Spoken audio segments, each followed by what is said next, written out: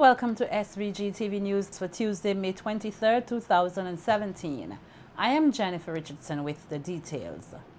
Former leader of the opposition New Democratic Party, the NDP, Annie Eustace, is insisting that no one but the people of SVG has the title deed for spending the public's funds.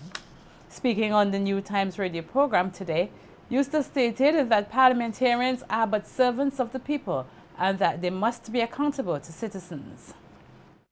Nobody has any title deed for that.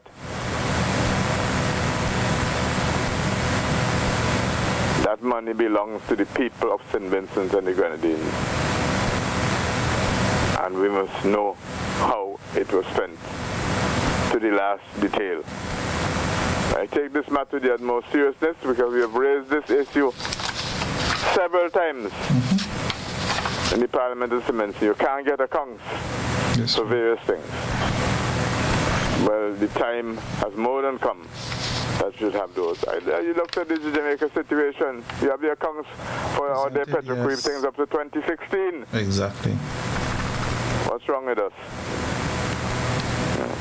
And I repeat, nobody has any title deed for that. The people of St. Vincent have it. And they want to know how their servants spent it. Because in Parliament, you're servants of the people. Eustace questioned money specifically pertaining to the Petro-Carib Fund and Pedavista. He highlighted that in 2015, there were 386 checks made out, amounting to just over $24 million. Hundreds of millions of dollars are involved. You recall I read out some figures some months ago on radio, which amounted to $24.5 million in 2015. Petro-Carib and Pedavista. Yes. 386 checks, valued at $24.5 million. We have to have accountability, and that's for 1 year. That's for 2015 alone. We have to have value.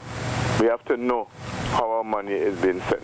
I'm going to read back out those checks again soon. It's very, very important that our government be accountable for the money that they've received and spent on behalf of the people of St. Vincent and the Grenadines. And in a media release issued on Monday by the Prime Minister's Press Secretary Hans King in relation to the funds provided under the Petro-Carib Agreement, he stated that the audited financial statements of Petro-Carib SVG Limited for the years up to and including 2010 have been filed and are available at the Registrar of Companies at the Commerce and Intellectual Property Office, the CIPO. The release further stated that the audited accounts for the years 2011 to 2015 inclusive are in draft and are being currently finalized for filing shortly. According to King, the accountability oversight regimes for Petro-Carib SVG Limited are exercised and exercisable internally and externally through the mechanisms of the Companies Act, the audited financial statements, the discretionary authority of the Director of Audit under the Audit Act 2005 in respect of a government-owned company, the mandatory authority of the Director of Audit since October 2016 under the Petro-Carib Special Purpose Fund Act No. 13 of 2016 and Parliament. The release pointed out that as at May 15, 2017, the total Petro-Carib debt stands at $190.3 million, with the largest single portion of that debt, $73.99 million, owed by the state-owned International Airport Development Company, the IADC, as part of the funds for the construction of the Argyle International Airport. The PM's Press Secretary further stated that all the information save and except the up-to-date number as at May 15, 2017 of the government indebtedness under the Petro-Carib Agreement has been in the public domain on an ongoing basis in keeping with the ULP government's commitment to transparency, accountability, and good governance. The Petro-Carib Initiative of Venezuela government was formalized under the Energy Cooperation Agreement, signed at Puerto Cruz, Venezuela, on June 29, 2005. A physical altercation which occurred between two African diplomats here, one from Morocco and the other from Algeria, on the final day of the UN Regional Decolonization Seminar held at the NIS conference room has prompted the Moroccan government to demand an apology from Algeria. According to the Moroccan World News, Moroccan Minister of Affairs Nasser Bourita described the incident as unacceptable. The article included published photographs of the Moroccan diplomat lying on the ground following the assault, and the Moroccan government said that they have confirmed from medical reports after he was taken to the Milton Cato Memorial Hospital that their delegate was hit in the face. The Moroccan government said they also have police reports of the incident and wants an apology from the Algerian government with regards to the action of their representative. Meanwhile, Algeria's Ministry of Foreign Affairs spokesperson Abdelaziz Ben Ali Sharif denied Morocco's accusations of a physical assault. Ben Ali Sharif stated that the incident was invented, unfounded, false, untruthful, and has no link whatsoever with reality. The Algeria's Ministry of Foreign Affairs spokesperson further claimed that the incident was lamely staged by the Moroccan delegation and is a scenario to which they have become accustomed. Algeria and Morocco have been in a long festering border conflict for decades over the Western Sahara, which is also known as the Sands War.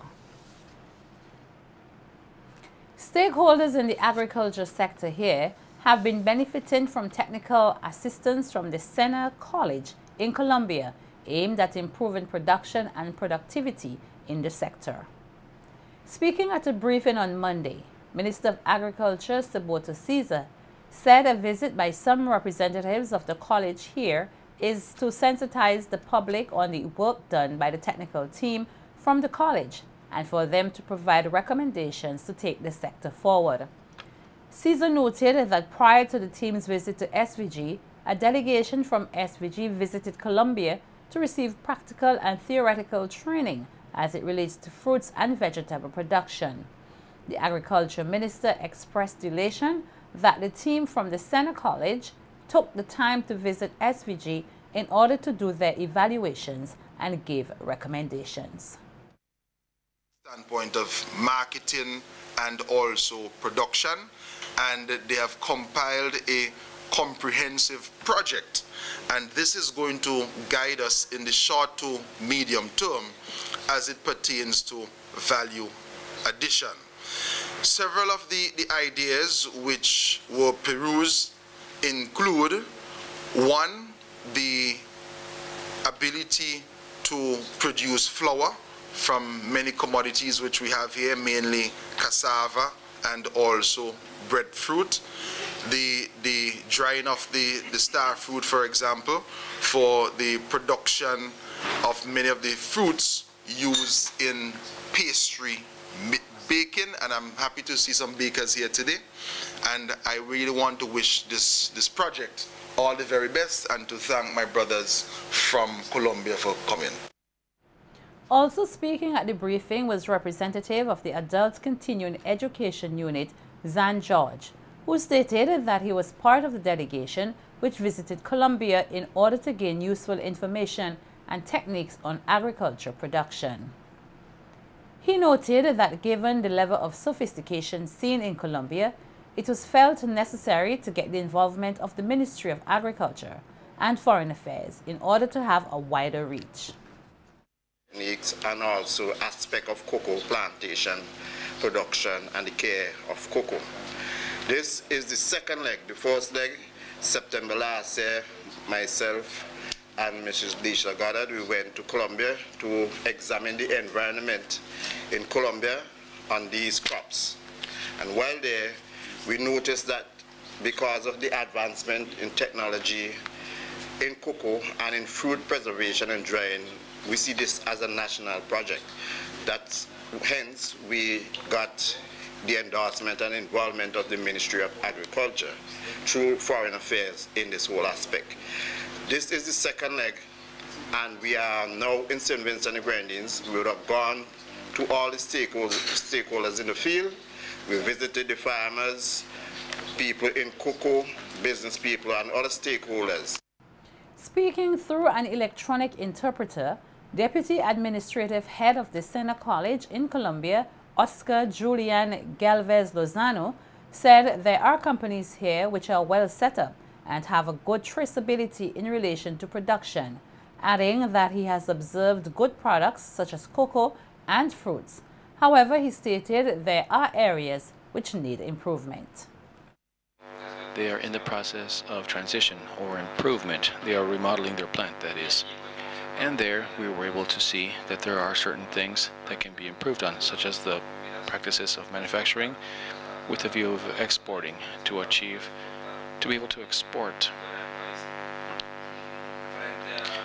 And in the face of growers, we saw that there is a very big gap compared to the private sector or the private companies and the primary growers. In crops such as cocoa, there's a lot of room for improvement. There are many varieties, but in the handling or in the management, that's where the issue is at. We have to improve a lot from the planting itself, the handling of fertilizers, spraying, pruning, and also the harvesting and benefits. That's not being done in the farms.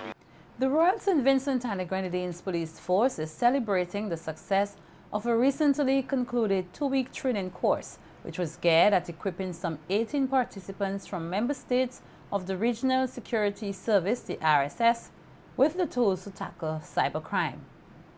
The RSS-2 Identification and Seizure of Digital Evidence course attracted law enforcement officers from Grenada, St. Lucia, and host country, St. Vincent and the Grenadines. It looked at several ways in which to curb the growing issue of cybercrime. Nolisha Miller has more on the training course in this report. St. Vincent and the Grenadines Police Force and other regional counterparts are collaborating to tackle and fight cybercrime, an issue that is now a global threat. Over the last 2 weeks, some 18 law enforcement officers, 10 of whom were from Grenada and St. Lucia, with the other 8 from SVG, were engaged in the RSS-2 Identification and Seizure of Digital Evidence training course. During the closing ceremony on Friday, May 19th, Superintendent of Police, Commissioner Blake Byam, stressed on the importance of the course. Like the low-cut principle of forensic and crime scene, every contact leaves a trace. Likewise, in the cyber world, it is now our duty as law enforcement officers to find that trace. Hence, over the past 2 weeks, the training was geared towards developing police officers to preserve all digital evidence for further analysis. Very cognizant of the significant role of first responders, the RSS, through the provision of equipment from the U.S. Embassy, have trained 18 police officers from the RSS member states of Grenada, St. Lucia, and St. Vincent and the Grenadines to better prepare them to respond, collect, and preserve digital evidence. In giving the course overview, Sergeant M.L. Jacobs noted that the training was designed to equip the participants not only from a theoretical standpoint, but also in a practical sense with the tools to efficiently fight cybercrime. On Tuesday of week 2, this is where the real test began with scenarios. The journey to Old Montrose Police Training School, where they met crime scene of real-life challenges, where they had to apply what they have learned over the first week. Their exams were set to test their knowledge on what they have learned over the 2 weeks, both practical and theoretical part of the course. We have seen 100% success in the exam, with the highest for the theory exam being 97 by Jonathan Holler of St. Lucia. Speaking on the significance of the course, Assistant Commissioner of Police Frankie Joseph said it is important that law enforcement officers make every effort to develop themselves personally and professionally. The collection of digital evidence is paramount in any investigation, and specific procedures have to be followed. Hence, training of this nature is of utmost significance. We as law enforcement personnel must make every effort to acquire the requisite skills and knowledge so that we can investigate crime with digital components and brings defendants to justice in an attempt to endanger a level of public confidence and trust in our criminal justice system. Speaking on the success of the training course, Police Constable Jonathan Holder said it was also an opportunity for regional unity. Nolisha Miller, The Evening News. The fortitude of East Indians who arrived in this country 156 years ago will be the focus of the SVG Indian Heritage Foundation as part of the Indian Arrival Day celebrations this Sunday, the 4th June at Indian Bay. The actual day of the arrival of indentured East Indians to this country was on June 1st when they docked at the Edinburgh Bay, where 260 Indians reportedly arrived from Madras, India. Over the period 1861 to 1880, a total of 2,474 East Indians arrived as indentured servants to this nation, and while some went back to their mother country, many remained here in SVG. The first president of the 11-year-old organization, Elmore Games, said that it is time that the resilience of their ancestors be celebrated as they came to make a better life for their families.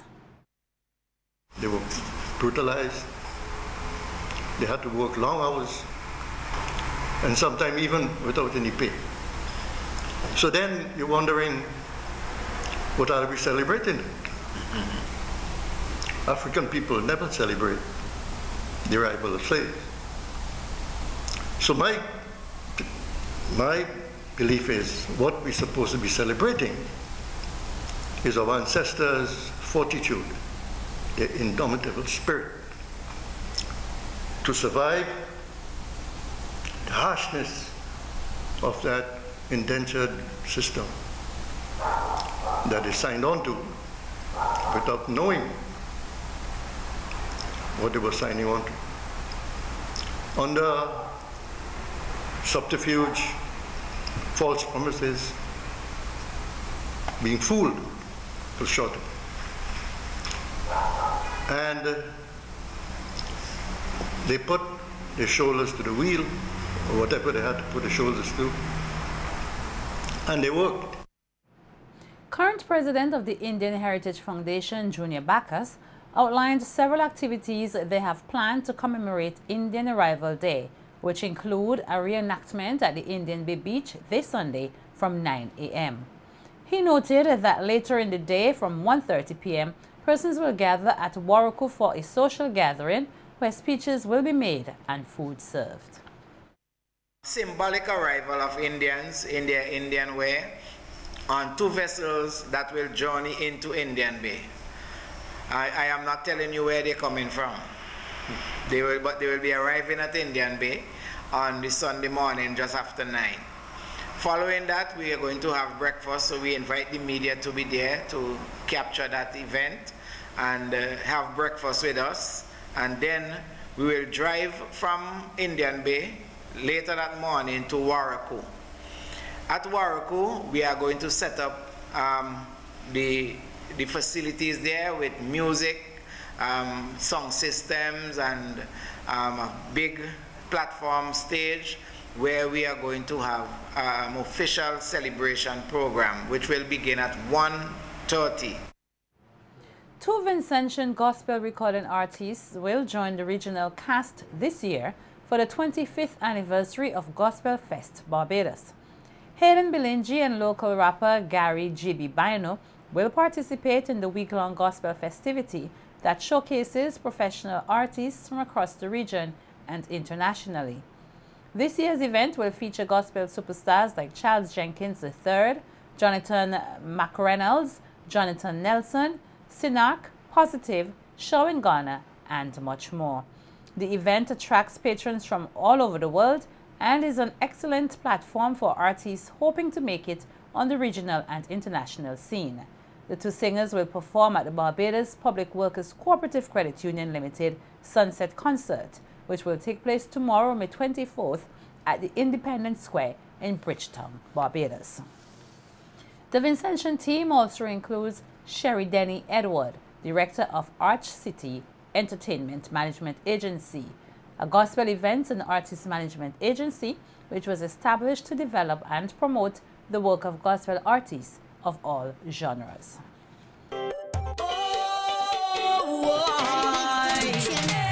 Start to wave, start to whine.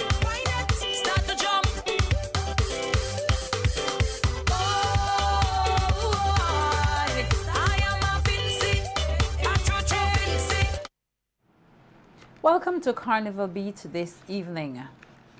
An enthusiastic dancer, 24-year-old Jamel Roberts said her participation in the 2017 Miss SVG pageant is a childhood fantasy coming to reality.